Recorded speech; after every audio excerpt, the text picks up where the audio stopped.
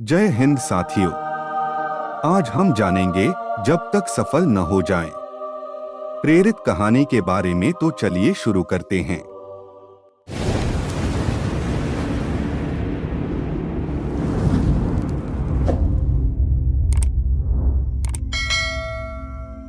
एक राजा था, उसकी कोई संतान नहीं थी।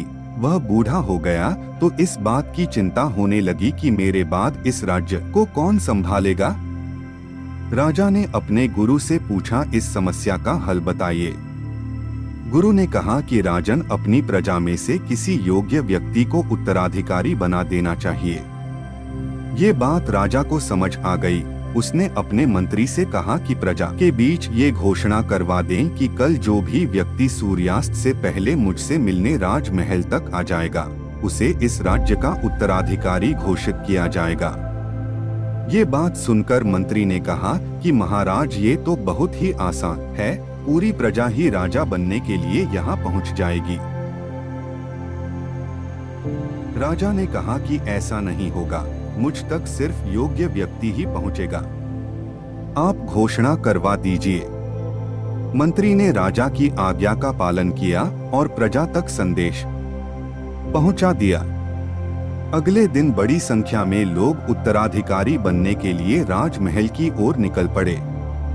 महल के बाहर राजा ने एक बड़े मेले का आयोजन किया था।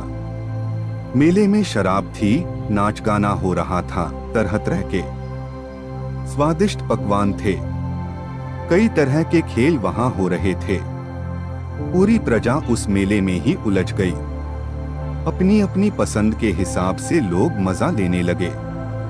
सभी ये बात भूल गए कि उन्हें राजा से मिलने जाना है। तभी वहां एक युवक ऐसा आया जो इन प्रलोभनों में नहीं फंसा। उसे सिर्फ अपने लक्ष्य तक पहुंचना था। वह सीधे राजमहल की ओर चल दिया।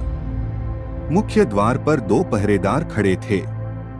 उन्होंने युवक को रोका, लेकिन वह किसी तरह उनसे बचकर राज महल में प्रवेश कर गया। अंदर पहुंचते ही उसे राजा और मंत्री मिल गए।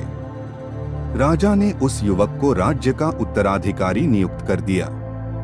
इस प्रेरक कहानी की सीख यह है कि हम अपने लक्ष्य तक पहुंचने के लिए रास्ते में रुकना नहीं चाहिए। सफलता मिलने तक हमें आगे बढ़ते रहना चाहिए। आपको ये वीडियो कैसी लगी हमें कमेंट करके जरूर बताएं और वीडियो को लाइक, शेयर एंड सब्सक्राइब जरूर करें। धन्यवाद।